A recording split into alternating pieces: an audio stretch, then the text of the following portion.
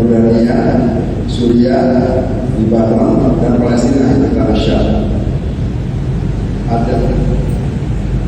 Jadi banyak sekali korban yang syahid dan yang wafat, dan itu membutuhkan pertolongan medis pada luka-luka. Lalu kami diundang ke sana oleh WHO dan kesehatan tentunya. Dan itu tidak mudah, proses pendaftarannya sekitar setahun kami mendaftar. Dan saya sendiri pernah sudah sampai ke Kairo, ke perbatasan yang Kairo itu Rafah, kembali lagi di Jakarta, dengan beberapa lagi di Jordan, namanya belum ACC, kembali lagi. Jadi kali ketiga baru kami bisa bersilaturahmi masuk Gaza. Jadi dari Jakarta kami dapat kuota 7 orang. Gelombang pertama 2 orang, Dr. Ali Dasar Perdani dari Jawa Barat Bandung, dan Dr. Ali Yus dari Jogja. Itu masuk Gaza. Kemudian gelombang kedua 5 orang, saya sendiri, saya juga ortopedi.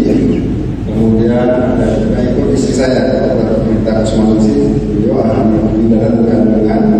Yang ketiga Dr. Anestesi, Dr. Rolis dari Bengkulu. Kemudian Dr. Anda Mulut, Dr. Hafindo dari Sumatera Barat, dan Dr. Gigi Safidi dari Jawa Barat. Jadi prosesnya dari Jakarta ke Aman, kita dengan transitnya mungkin 16 jam, Jakarta Aman. Mungkin Bapak Ibu pernah ke Aqsa ya? Nah, dari sini yang pernah ke Masjid Aqsa, hampir sama prosesnya. Jadi dari Aman kita ke perbatasan Jordan, imigrasi Jordan, dengan kita diperiksa koper-kopernya. Kemudian dari situ kita menuju perbatasan Jordan dan Israel, namanya Alanti.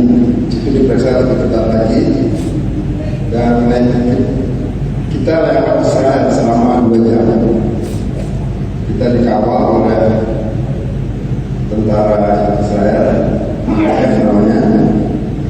Tapi jangan bangga dulu, dikawal itu supaya nggak kabur dari.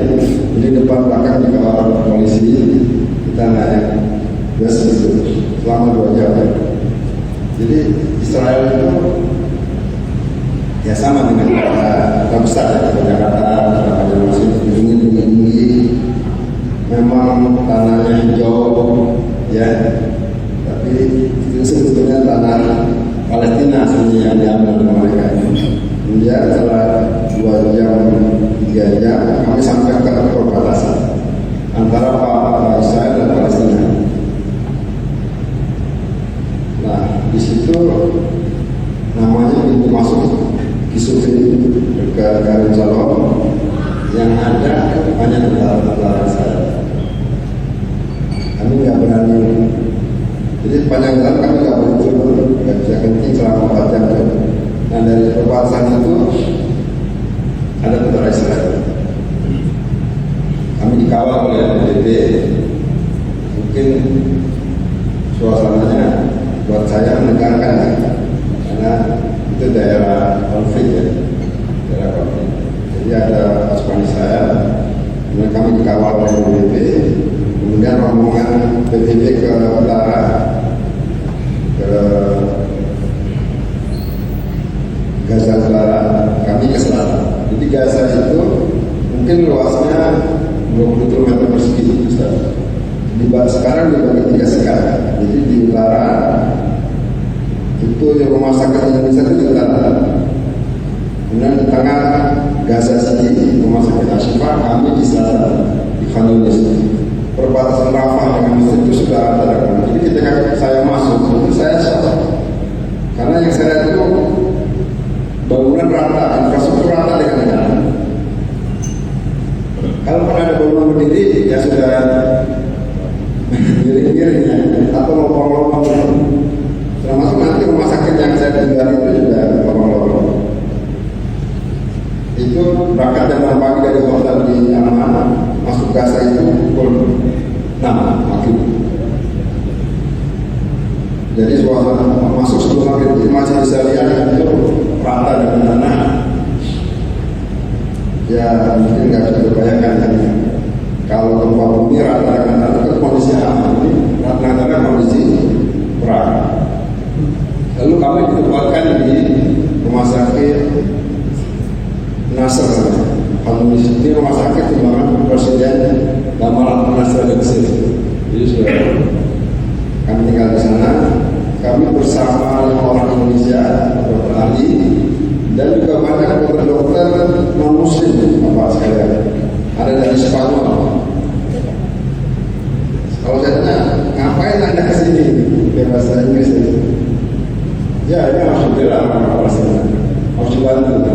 Jadi justru orang-orang Muslim itu berbulan-bulan kami 2 pekan dia 3 bulan. Pulang nanti balik lagi. Ada lagi juga teman saya dari Yunani, profesor juga ahli tiada.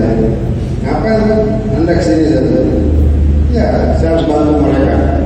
Seberapa kali Anda sama orang? Saya kali kedua dengan itu dari non-Muslim dari Yunani. Ada juga dari Inggris, dari Jerman, dari Prancis. Jadi kami bersama beberapa internasional. Bukan hanya yang Muslim, yang non-Muslim juga ada. Apa yang kita lakukan di sana? Jadi semua warga Gaza yang 20 juta setengah itu hampir seluruhnya tinggal di tenda. Masjidnya juga di plastik, tenda plastik. Jadi kalau bacaannya sama ya, indahnya juga seperti Ustaz tadi sekitar sholat. Nah cuma perasaan kita kan menangis karena itu di tenda. Doa kunutnya juga bikin kita sedih, menangis. Allahumma mansur muslimah wa muslimat fi Palestin. Jadi kalau kita dengar itu rasanya kita sedih, menangis. Karena itu dibacakan di musola, di masjid. Tidak ada masjid, adanya tenda masjid. Dan di sana musim dingin. Jadi kalau di sini jam 6, di sana jam 1 malam, sekitar waktu 5 jam. Enggak ada rumah, adanya tenda plastik. Tenda plastik. Terus kami ditempatkan di rumah sakit. Hari pertama itu, hari Jumat saya ingat sekali. Saya nggak bisa tidur. Kenapa? Saya nggak biasa dengar suara bom. Karena nggak ada bom di Indonesia. Jadi itu siklusnya gitu Pak. Ada suara drone itu 24 jam. Kita sholat subuh itu sambil dengerin imam, sambil dengerin suara drone. Nah, nanti kalau udah berapa lama, nanti ada suara bom, ledakan bom. Awalnya saya nggak tahu kan jarak bom itu, jadi serba ketakutan. Kita di rumah sakit, tapi lama-lama diberitahu. Kalau suaranya seperti ini jauh, tapi kalau udah bunyi dan tembok rumah sakit itu dekat. Nah hari kedua saya sudah bisa tahu suara bom ini dekat apa penjauh. Itu juga nggak bisa lama karena suara bom itu terus 24 jam. Jadi drone bom. Nanti kalau ada bom, suara ambulans. Ambulans itu terbagi dua. Ada yang ke kamar jenazah, ada ke IGD. Jadi mungkin kurikulum program itu mesti ditambah dokter ya. Di sana IGD-nya 1 hari 1.000. IGD bedah ya, maksudnya IGD emergency. Terus apa yang saya rasakan begitu Pak, Bapak sekalian, suara drone, suara bom, setengah ambulans, kemudian operasi. Saya ke bawah ke IGD itu, dan saya apa yang saya lihat? Yang pasti itu pasiennya orang tua atau kedua perempuan. Maka saya sedih sekali perempuan. Ketiga anak-anak. Jadi apa yang ditulis di media itu benar adanya. Kami menyatakan. Apa ada tentara? Enggak ada. Yang ada warga sipil. Nah, saya dokter bedah. Saya sendiri hari pertama itu shock. Jadi satu pasien nggak bisa apa-apa saya. Nggak pernah ngalamin situasi perang seperti itu kan. Jadi satu pasien itu cedera kepala, leher leher, dada. Sampai perawat itu bilang, saya sehari dari 100 pasien masuk dada, masang jas itu. Nanti perutnya, terus tulang pelvisnya, tulang bawah, tulang atas. Itu yang saya saksikan, yang saya alami. Mereka lebih, dokter-dokter dan perawatnya pasti lebih terlatih dari kami. Ya, walaupun saya banyak dokter Indonesia, saya rasa lebih terlatih mereka. Karena mereka tiap hari begitu, dan pasarnya puluhan ratusan. Nah, cuma yang saya hormat, yang saya apresiasi itu di IGD itu ditulis prosedur pemasangan intubasi itu Pak. Nanti di bawahnya ditulis tawakal Allah. Itu bedanya dengan IGD di Indonesia. Kalau di IGD Gaza itu di bawahnya ditulis kalau udah kamu kerjakan semua prosedur tawakal Allah. Dan saya mau cerita apa yang saya alami sebagai dokter. Saya terus operasi kan. Saya heran, lukanya itu sedikit saja di sini di tangan, tapi tulangnya remuk. Kena serpihan snap nerve. Dan yang menyedihkan lagi, pembuluh darahnya itu rusak. Jadi akhirnya besoknya dia amputasi. Nah, kejadian amputasi itu banyak. Amputasi kaki, bahkan yang sedih itu sampai atas ya. Maka ada yang perempuan itu sampai situ. Karena luka pecahan bom itu kecil, saya nggak ahli perang, nggak ngerti saya. Kecil tapi dalamnya tulangnya rusak, hancur. Pembuluh darahnya juga putus. Sehingga udah dicoba ada ahli bedah darah disambung, gagal dan besoknya ahli amputasi. Jadi kejadian amputasi cukup tinggi. Itu yang saya saksikan ya, yang saya merenung itu. Terus saya lihat lukanya itu kabel buah. Sampai pasir itu kan coklat anak di sana. Saya perhatikan gitu. Jadi luka-luka itu, pasien korban luka itu macam-macam, bisa kena pecahan bom. Saya lihat sendiri ya. Ada tunjukkan pada mereka kecil kok, hanya seruas untuk jadi efek coklat warnanya. Yang menyedihkan lagi kena reruntuhan. Jadi saya waktu itu sedih sekali. Ada orang disabilitas, bisu tulis tidak lahir. Jadi mungkin dia nggak mendengar suara. Jadi dia keruntuhan bangunan yang untuk kena bom. Lalu dia cedera kepala, nggak sadar. Intinya mereka itu warga sipil, nggak berdosa lah, nggak ngerti itu urusannya. Tetapi bom itu nggak pernah berhenti. Sepertinya kata mereka ini ingin membersihkan kota apa. Jadi pasien dikonsentrasikan ke selatan di komunis. Dan memang para dokter menunggu di selatan. Dokter-dokter yang di utara itu bergeser. Terus bagaimana keamanan kita? Jadi kita itu di titik. Jadi kota Gaza itu dikasih koordinat luasnya 1 km. Saya kota-kota ini. Kalau udah disepakati oleh Israel di titik koordinat misalnya 621, jadi kami diam aja. Jadi setiap hari naik turun tangga 5 lantai rumah sakit tidak bisa keluar dari pagar rumah sakit karena bom itu ada di luar rumah sakit. Jadi rupanya koordinasi rumah itu sudah disetujui oleh Israel, jadi nggak ada bom.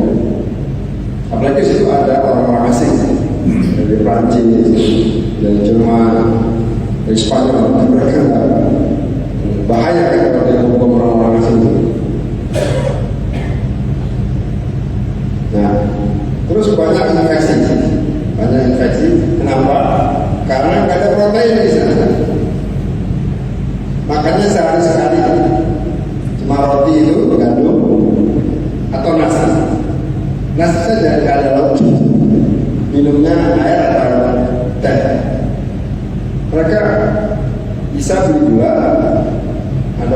menjual gula yang nggak tahu dari mana.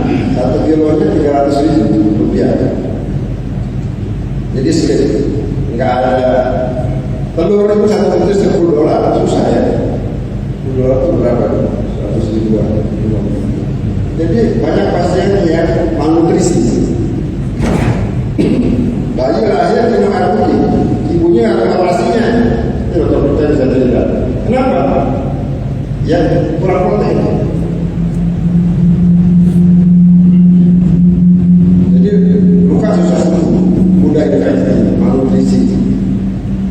Kenapa begitu? Karena memang di blokade yang bisa masuk hanya tim medis. Itu pun kalau disetujui oleh Israel. Waktu kami datang itu, Bapak sekalian, ada 20 orang yang bisa masuk hanya 9. Sisanya kembali ke negaranya. Waktu saya pulang itu bisa. Jadi ini termasuk yang bisa lolos. Ada teman saya bawa sel dari Gaza, itu diperasa kokonya ketahuan diambil oleh saya. Bawa pasir Gaza diambil oleh saya. Ini tanah saya, walaupun sebetulnya itu tanah nyolong. Nah, setelah yang saya mau sampaikan, wajah mereka, postur mereka tidak sama dengan orang Timur Tengah. Dan saya dokter, saya tahu ya. Beda, posturnya seperti orang Eropa. Itu menunjukkan populasinya berbeda dengan asli Palestina. Lalu saya tanya sama ada dokter Palestina dari Jerman yang bantu ke sana, namanya dokter Ehal. Saya bilang, kita lihat mereka nggak sama wajahnya dengan orang Timur Tengah seperti Anda ya. Iya, mereka orang Eropa Timur kok katanya. Yang dulu datang jadi dokter yang ini datang orang Palestina yang terusir peristiwa apa bapaknya 48 dan 67 kakeknya neneknya itu terusir dari Palestina tinggal di Jordan. Lalu dia anak-anaknya sekolah di luar negeri. Dulu kakek saya itu menerima mereka, kami sambut mereka dengan baik karena mereka diusir di Eropa di Jerman. Setelah kami kenal mereka, kami yang diusir. Jadi bapak-bapak kalau aman, ke satu hari pernah ada rencana wisata ke Masjid Aqsa. Nanti ke toko souvenir, bapak bisa lihat banyak gantungan kunci. Itu menunjukkan kunci rumah mereka yang di Palestina. Bahkan sertifikat tanahnya masih. Saya pernah beli bapak. Tahun 2009 itu ketika merasa ini kunci rumah saya bilang syarat ya, Anda mau balik? Iya.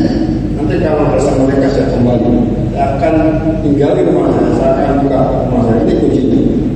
Padahal dia nggak tahu kecerdasan kan.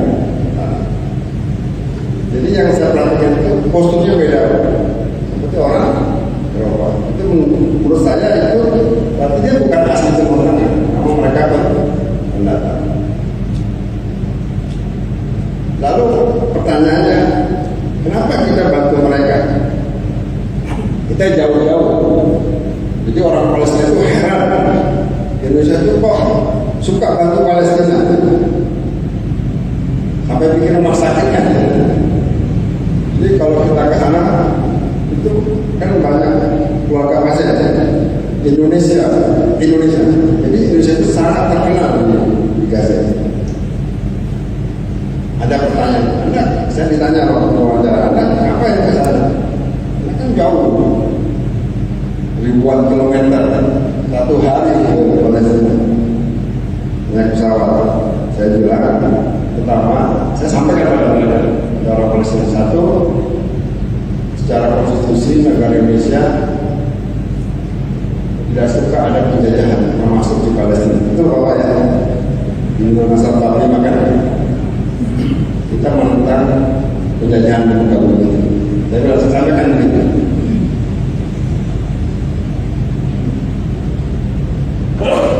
Yang kedua, yaitu saudara kita juga. Bagaimana? Yang ketiga, saudara kita sebagai manusia.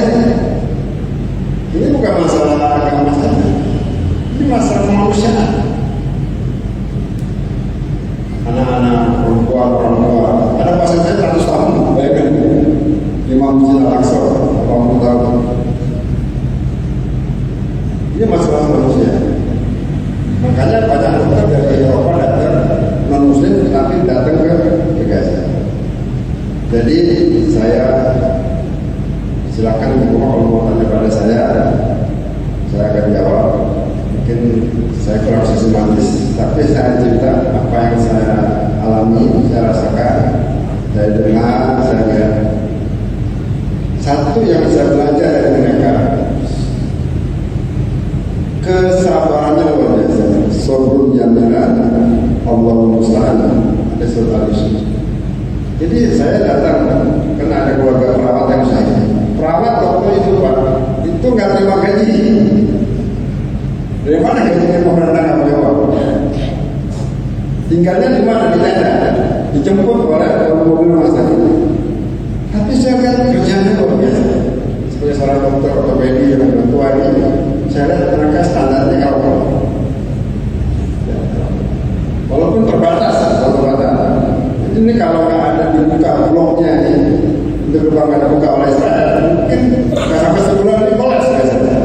Obat-obat udah habis, antibiotik harus sudah habis, udah kurang. Tapi mereka kerjanya luar biasa, siang malam, dan tidak pernah mengeluh. Mungkin luar biasa ya semuanya, daya tahannya. Dan selalu bilang alhamdulillah. Saya punya teman dokter, dia tahu saya, dia tahu saya mau pulang. Dia dokter kulit. Dia cerita, mereka seperti orang biasa Pak. Ini foto anak saya laki-laki, pemuda 20 tahun. Ini main dengan saya, namanya bagus besar orang-orangnya. Sebelum dibom, ini anak saya. Itu kepada saya. Terus anak kemana sekarang? Pakai bahasa Inggris. Sudah syahid. Ini nggak mau syahid. Ini kemarin anak saya juga syahid. Rumah Anda berat aja kan? Hampir semua dokter perawat rumah sakit itu tinggalnya di tenda. Tapi saya yang heran pakaiannya tetap rapi. Nggak ada setrika. Jadi tetap rapi, tetap kayak tenaga medis kerja yang rapi kerja. Selalu bilang alhamdulillah, saya diberi Allah untuk menerima cobaan ini. Nah, itu luar biasa. Saya belajar dari, saya merasa saya ditarbiyah oleh Allah. Doa terasa dekat karena mengutus setiap saatnya. Ada juga yang mengembangkan kasus itu ke rumah sakit. Dan mereka selalu bilang alhamdulillah. Kami datang ada keluarga perawat yang syahid di Bogor. Hampir semua perawat waktu itu keluarganya ya ada yang syahid, semuanya. Saya taziah ke kamar jenazah. Ya syahid, ayah saya meninggal, ayahnya namun alhamdulillah. Selalu bilang alhamdulillah. Enggak ada menyalahkan siapa, menurut kepada Allah. Alhamdulillah, saya terpilih oleh Allah untuk menerima cobaan ini. Tapi ini mungkin nggak bisa dijaga juga, karena kalau perbatasan itu terus, mereka akan kolaps. Jadi marilah kita doakan dalam setiap doa kita, setiap sholat, dan doa untuk kita agar segera berhenti genosida ini. Sana sudah luar batas-batas kemanusiaan. Kita doa kepada Allah, hanya kepada Allah kita berserah, hanya bisa berdoa. Kita nggak mungkin. Yang kedua, kalau ada rezeki ya kita bantu mereka. Mereka kerja dokter, jadi perawat, jadi pegawai rumah sakit. Saya juga heran kan, cleaning service itu masih rajin bersih rumah sakit, rumah sakitnya bersih. Karena mereka itu nggak digaji, luar biasa. Nah, kalau kita ada rezeki, kita bantu transfer untuk bayar gaji mereka itu. Kan mereka butuh makan juga.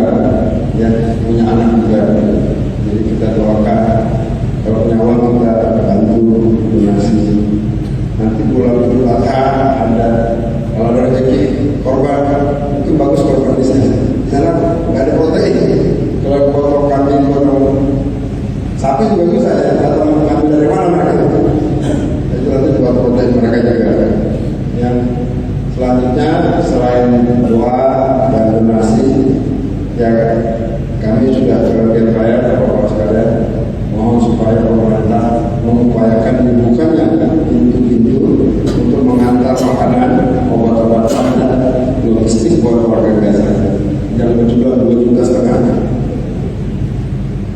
Dan minta kepada pemerintah semoga membantu melobi diplomasi politik supaya ini bisa segera berhenti. Karena manusia ada batasnya. Demikian Bapak sekalian, saya semoga mendapat informasi yang jelas dan semoga Allah memberikan jalan yang terbaik buat seluruh kita di Gaza. Aku qouli hadza wa astaghfiruhu innahu huwal